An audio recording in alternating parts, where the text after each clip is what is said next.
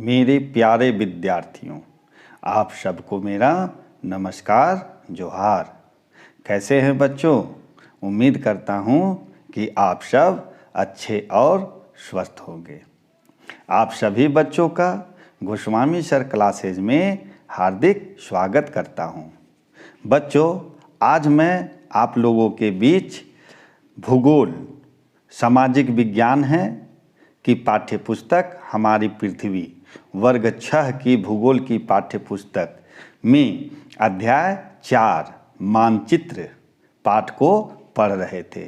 हमने आपको पिछले वीडियो में मानचित्र के बारे में बतलाया था, जहां आपने मानचित्र क्या है, मानचित्र के प्रकार कौन कौन से हैं, इन सारी जानकारी को आप पढ़े थे।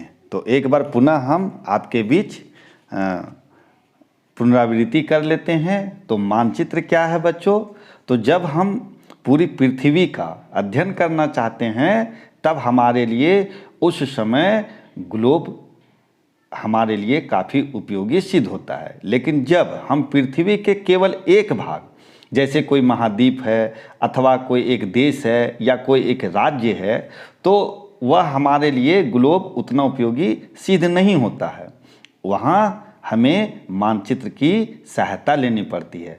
मानचित्र पृथ्वी की सतह या इसके एक भाग के स्केल के माध्यम से चपटी सतह पर खींचा गया चित्र है और यह ग्लोब की तुलना में अधिक जानकारी प्रदान करता है।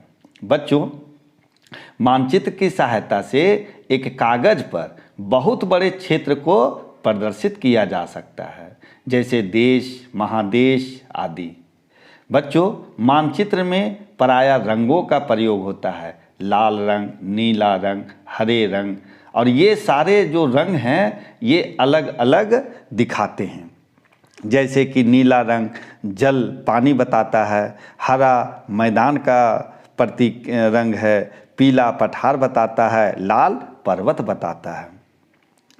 बच्चों, मानचित्र पर विभिन्न लक्षणों जैसे मकान, कुआं, पेड़, नदी आदि की वास्तविक आकृतियां और आकार दिखाना संभव नहीं होता है। इसलिए इन्हें हम चिन्हों का प्रयोग करके शीघ्र और सरलता से साफ साफ पढ़ सकते हैं। तो इससे क्या होता है? इससे मानचित्र को पढ़ना आसान हो जाता है। तो ये है बच्चों मानचित्र। मानचित्र के मैंने 2 प्रकार बताए थे, एक भौतिक मानचित्र और एक राजनीतिक मानचित्र। भौतिक मानचित्र क्या है? तो पृथ्वी की प्राकृतिक आकृतियों जैसे पर्वत, पठार, मैदान, झील, नदियाँ, महासागर इत्यादि को दर्शाने वाले मानचित्र को भौतिक मानचित्र कहा जाता है। और राजनीतिक मानचित्र क्या है बच्चों? राजनीतिक मानचित्र है राज्यों, नगरों, शहरों, गांवों और विश्व के विभिन्न देशों व राज्यों तथा उसकी सीमाओं को दर्शाने वाले मानचित्र को राजनीतिक मानचित्र कहते हैं। एक और आपको मानचित्र की परिभाषा हमने बताया था, थीमेटिक मानचित्र।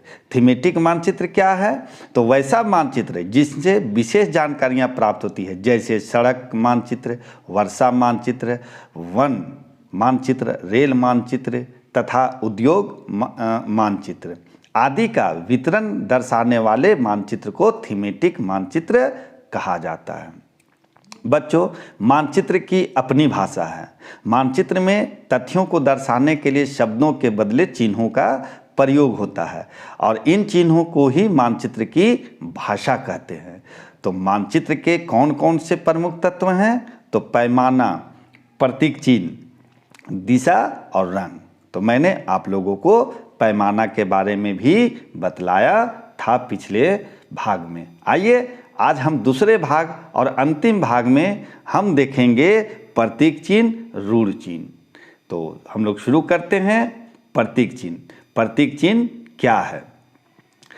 तो ध्यान से सुनेंगे बच्चों आप प्रतीक चिन्ह के बारे में। तो प्रतीक चिन्ह जो है वह मानचित्र पर अलग अलग प्रकार के चिन्हों का प्रयोग होता है, जिन्हें विभिन्न व्यक्ति विभिन्न रूप से विभिन्न तथ्यों को प्रदर्शित करने के लिए उपयोग में लाए जाते हैं। और ये चिन्ह क्या है? ये चिन्ह रेखा, बिंदु, वर्ग, वृत्त, त्रिभुज आदि के द्वारा दिखलाए जाते हैं। बच्चों, अगर हम किसी क्षेत्र विशेष की भाषा से अपरिचित है, अर्थात जैसे मान लिया जाए आप केरल चले जाए तो वहाँ की भाषा कन्नड़ है, उड़ीसा चले जाए तो वहाँ की भाषा उड़िया है, इसी तरह से अन्य राज्यों में अगर आप जाते हैं और वहाँ के भाषा, स्थानीय भाषा को आप या वहाँ की विशेष भाषा को आप नहीं समझ पाते हैं, तो आप जो जाना कहाँ है, आपको देखना क्या है, वो आप देख नहीं पाते हैं। लेकिन अगर मानचित्र में आप देख सकते हैं जो चिन्ह दिया है, तो उन चिन्हों की सहायता से आप जानकारी, वहाँ की भौगोलिक जानकारी प्राप्त कर सकते हैं। तो मानचित्रों की एक विश्वव्यापी भाषा होती है जिसे सभी आसानी से समझ जाते हैं, और इन प्रतीक चिन्हों के उपयोग के संबंध में एक अंतर्राष्ट्रीय सहमति बनी हुई है। यही क्या कहलाते हैं? रूढ़ चिन्ह या प्रतीक चिन्ह कहलाते हैं। तो याद रखेंगे प्रतीक चिन्ह में क्या है? तो रेखा है, बिंदु है, वर्ग है, त्रिभुज है। साथ ही साथ मान लिया हमें रेल मार्ग दिखाना है, आपको मैं एक चित्र दिखा रहा हूं जो आपके पाठ्य पुस्तक में पृष्ठ संख्या 31 चित्र 4.4 में आप देख सकते हैं।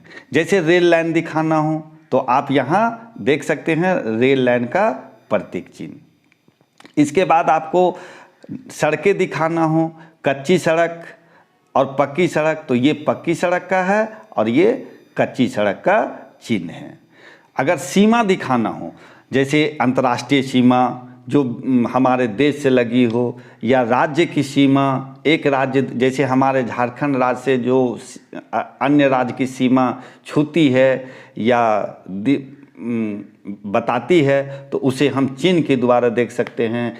जिलों के सीमा को हम देख सकते हैं, तो उसके लिए भी आपके मानचित्र में चिन्ह है। जैसे कि ये पहला आपका अंतर्राष्ट्रीय सीमा को दर्शाने वाला चिन्ह है, ये आपका राज्य की सीमा दर्शाने वाले चिन्ह हैं, और ये आपका जिला की सीमा को दर्शाने वाले चिन्ह हैं। इसके अतिरिक्त बच्चों, नदी दिखाना हो मानचित्र में, कुआं दिखाना हो, तालाब दिखाना हो, नहर या पुल दिखाना हो, तो हम चिन्ह के द्वारा मानचित्र में दिखाते हैं। आप देख सकते हैं चित्र में, तो ये नदी का है, ये कुआं का है, ये तालाब है, ये नहर का और ये पुल का चिन्ह है। फिर इसके बाद बच्चों, अगर हमें किसी ज़िले में या राज्य में वहाँ के पोस्ट ऑफिस को देखना है, वहाँ के गिरजाघर को देखना है, वहाँ का मंदिर देखना है, वहाँ की बस्ती को देखना है, वहाँ के पेड़ को देखना है, तो उसके कुछ अलग अलग चिन्ह आपको स्क्रीन पर दिखाई दे रहे होंगे, आप ध्यान से देख सकते हैं।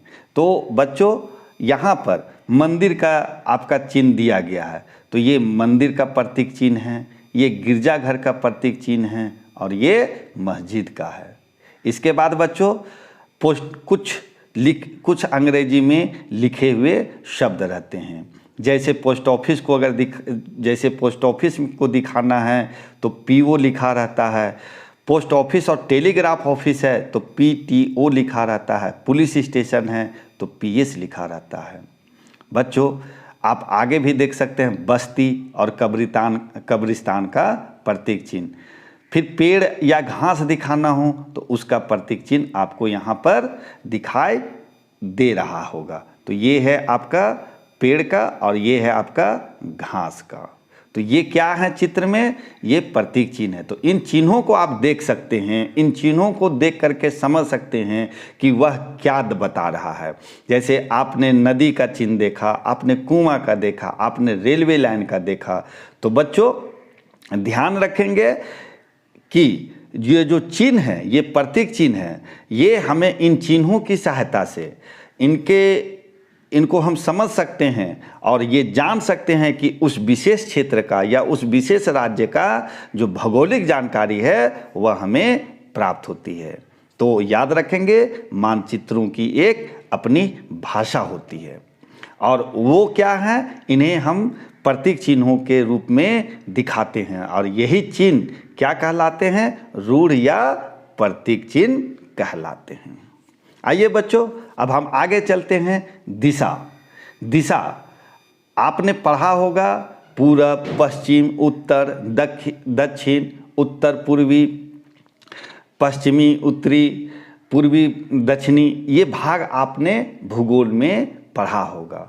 तो ये दिशा आप जानते हैं कि सूर्य पूरब की दिशा में उदय होता है और पश्चिम दिशा में अस्त होता है। दिशा का अगर आपको पहचान करना हो, जानकारी प्राप्त करना हो, तो आप जिधर से सुबह में सूर्य उदय होता है, आप उधर मुंह करके खड़े हो जाए और दोनों हाथ को आप फैला सकते हैं। तो जिधर आपके मुंह है सूर्य की ओर, तो वो पूरब दिशा, आपके पीठ के पीछे पश्चिम दिशा, और आपके दाहिने हाथ में दक्षिण दिशा, और आपका बाएं हाथ में आपका उत्तर दिशा को बतलाएगा। तो आप इसे आसानी से प्रयोग करके समझ सकते हैं। तो बच्चों, मानचित्र में दिशा का भी होना बहुत ही महत्वपूर्ण है। मानचित्र के ऊपर दाहिने तरफ आप कभी भी देखेंगे तो एक तीर का निशान अंकित होता है, जिसके ऊपर में उ लिखा रहता है, एन। उ मतलब हुआ उत्तर, एन मतलब हुआ नॉर्थ।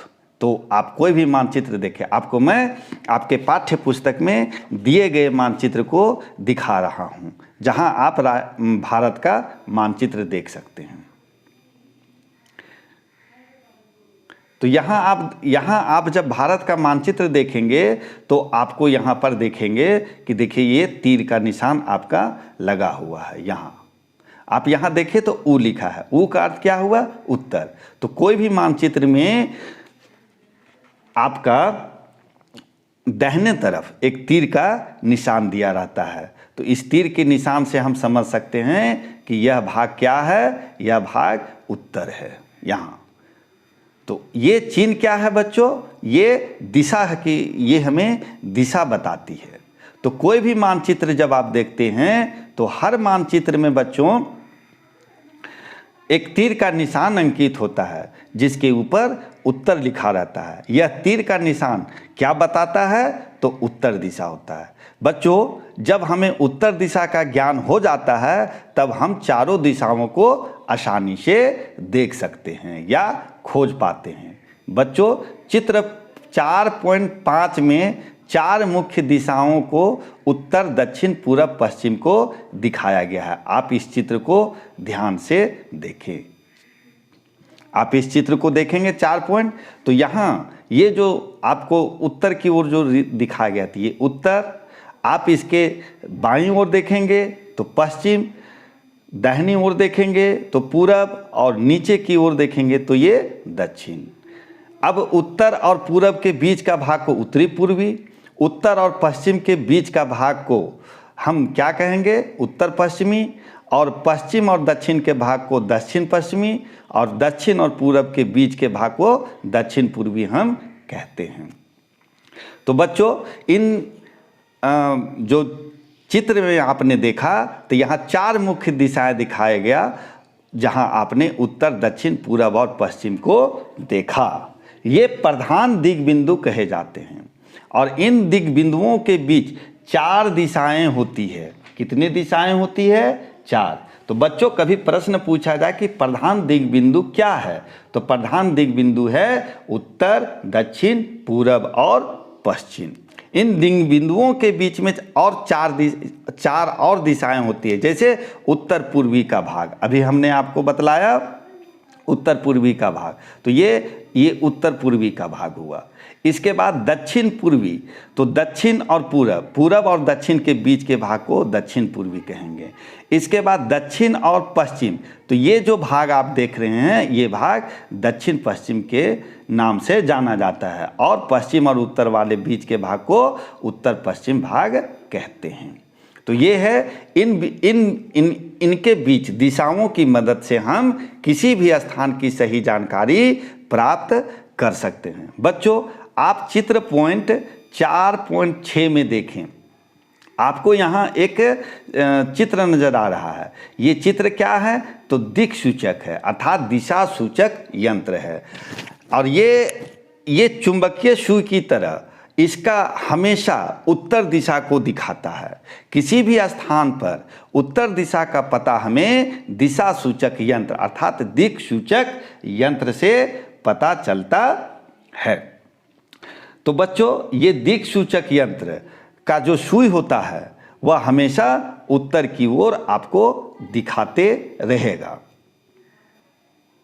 बच्चों, इस दिक् सूचक अर्थात दिशा सूचक यंत्र को अंग्रेजी में कंपास कहते हैं। और आप कंपास को अपने शिक्षक की सहायता से आप समझ सकते हैं। तो कंपास का क्या काम है बच्चों? किसी भी स्थान में अगर उत्तर दिशा का पता लगाना हो तो आप इसी दिशा सूचक यंत्र या कंपास की सहायता से लगा सकते हैं। और इसका चुंबकीय सुई का तीर हमेशा उत्तर दिशा को दिखाता है। आइए बच्चों, अब हम चलते हैं रंग। किसी भी मानचित्र में तथ्यों को स्पष्ट रूप से दर्शाने के लिए विभिन्न रंगों का प्रयोग होता है। जैसा कि मैंने पिछले भाग में भी बतलाया था कि जल पानी दिखाना है तो नीला रंग, काला रंग क्या बतलाता है? रेल मार्ग को, और हरा रंग जंगल या वनस्पति को, तथा पीला रंग कृषि प्रदर्शित करता है। इसी तरह से अन्य तथ्य हैं, उनको भी हम रंग के रूप द्वारा दर्शाते हैं। जैसा कि नीला आपने पढ़ा, पानी दिखाना हो तो नीला रंग। हरा रंग क्या है? मैदान है, जंगल है, वनस्पति है, पेड़ पौधे हैं वो। अगर किसी क्षेत्र में या किसी विशेष क्षेत्र में वहाँ के कृषि को दिखाना हो तो वहाँ पीले रंग से हम दिखाते हैं। और अगर पठार दिखाना हो तो पीला, पर्वत दिखाना हो तो लाल रंग। आप भारत के या झारखंड के जो प्राकृतिक क्षेत्र हैं उसको आप इन रंगों की सहायता से देख सकते हैं। साथ ही साथ आप किसी भी राज्य को, हर राज्यों को अलग अलग रंगों से प्रदर्शित किया गया है। आप अपने पाठ्य पुस्तक में भारत के मानचित्र को जब देखेंगे तो आपको वहाँ पर ये दिखाई देगा कि आपका हर ये जो राज्य है, आपका लद्दाख है, जम्मू कश्मीर है, हिमाचल प्रदेश है, हरियाणा है, तो इन क्षेत्रों को क्या है? अलग अलग रंगों से दिखाया गया है। बच्चों, अब हम आगे चलते हैं रेखा चित्र। रेखा चित्र क्या है? तो रेखा चित्र एक कच्चा नक्शा है जो हम पेंसिल के द्वारा अपने एक सादे पेज में हम बनाते हैं। और वो ये बतलाता है कि या आपको किसी स्थान पर पहुंचना है, लेकिन अगर आपको उस स्थान विशेष की ओर जाने का रास्ता की जानकारी नहीं है, तब आपको एक मित्र, आपका कोई दोस्त आपको रास्ते की जानकारी देता है और एक सादा कागज में वो बतलाता है कि आप यहाँ से सीधा जाएंगे तो दाहिने ओर एक बरगद का पेड़ है, बगल में एक तालाब है, तालाब के दाहिनी ओर आप मुड़ जाए। फिर दाहिनी ओर जाने के बाद आप बाईं ओर मुड़े, बाईं ओर एक मंदिर होगा, मंदिर के बगल से आप फिर दाहिने मुड़ करके जाएंगे सीधे, तो सीधे रास्ते पे आपको जहाँ पहुँचना है वहाँ का वो पता आपको बता देता आपका मित्र। मान लिया जाए आपको अस्पताल जाना हो और अस्पताल की रास्ते की जानकारी आपको नहीं हो, तब कोई आपके मित्र आपको जो वहाँ से उस क्षेत्र से या उस रास्ते से जानकार है, उसको जानकारी प्राप्त है, तो वह एक कच्चा नक्शा आपको बना करके पेंसिल की सहायता से या कलम की सहायता से आपको बताएगा कि किधर मुड़ना है, कहाँ पेड़ है, कहाँ मंदिर है, कहाँ तालाब है, कहाँ पुल है। तो एक कच्चा नक्शा बना के देता। उसी कच्चे नक्शे को हम रेखा चित्र कहते हैं। तो रेखा चित्र जो पैमाने पर आधारित ना होकर, अर्थात स्केल पर आधारित ना होकर, याददाश्त और स्थानीय अवलोकन पर आधारित होता है।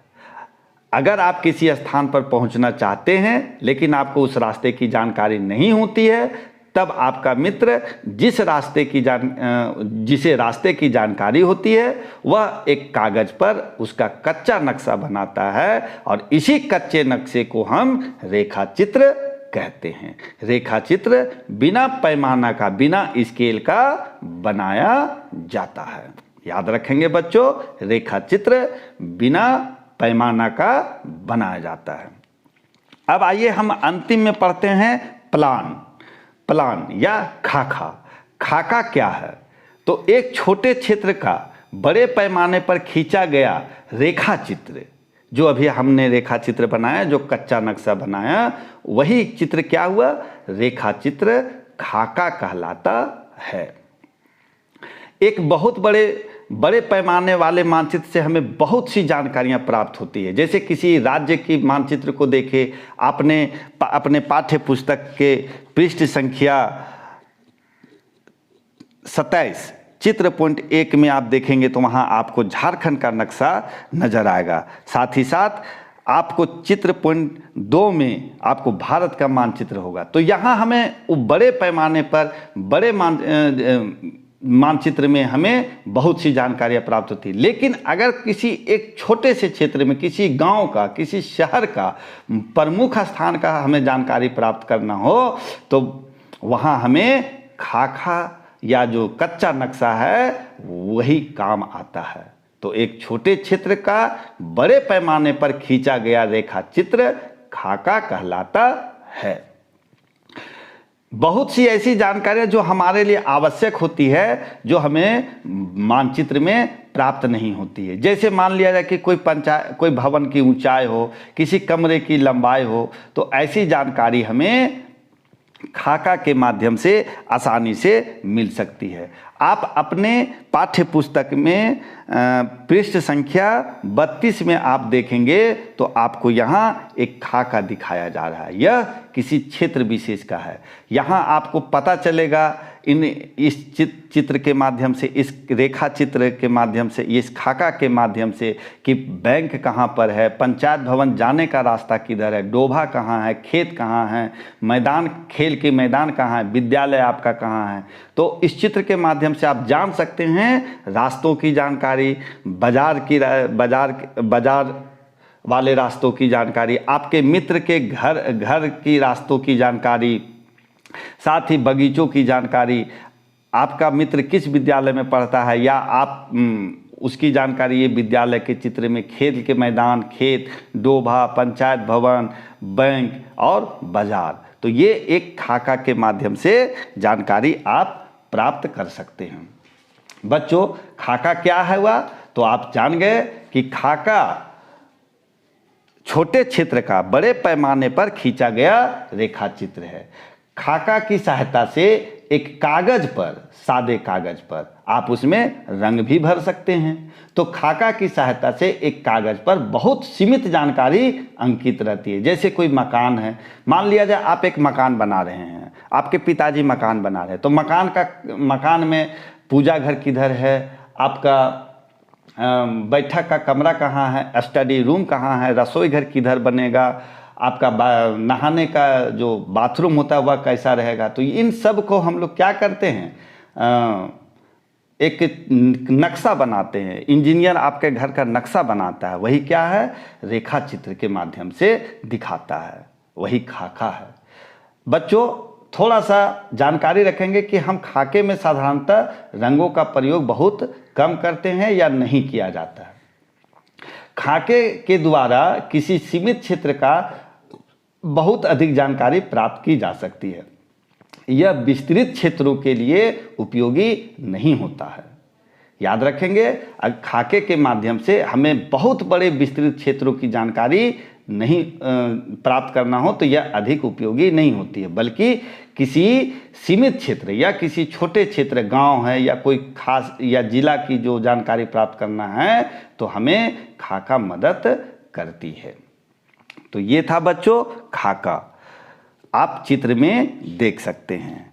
तो इस प्रकार से बच्चों आपका यह अध्याय 4 पाठ आज समाप्त हो गया। उम्मीद करता हूँ कि आपको यह पाठ मानचित्र का पाठ जो मैंने आपके बीच 2 भाग में रखा, आप उसे आसानी से समझ गए होंगे। ठीक है बच्चों, तो आज हम यहीं तक, फिर हम आपके बीच आएंगे इस पाठ्य पुस्तक के अंत में दिए गए अभ्यास के प्रश्नों को हल लेकर के, उत्तर लेकर के आपके बीच अगले दिन हम आएंगे, जहां आपको पाठ्य पुस्तक में दिए गए प्रश्नों का उत्तर आप जानेंगे, समझेंगे और सीखेंगे। ठीक है बच्चों, तो आज हम यहीं तक रहते हैं, फिर हम आपके बीच आएंगे प्रश्न उत्तर को लेकर। तब तक के लिए बच्चों आप सबका बहुत बहुत धन्यवाद, आभार।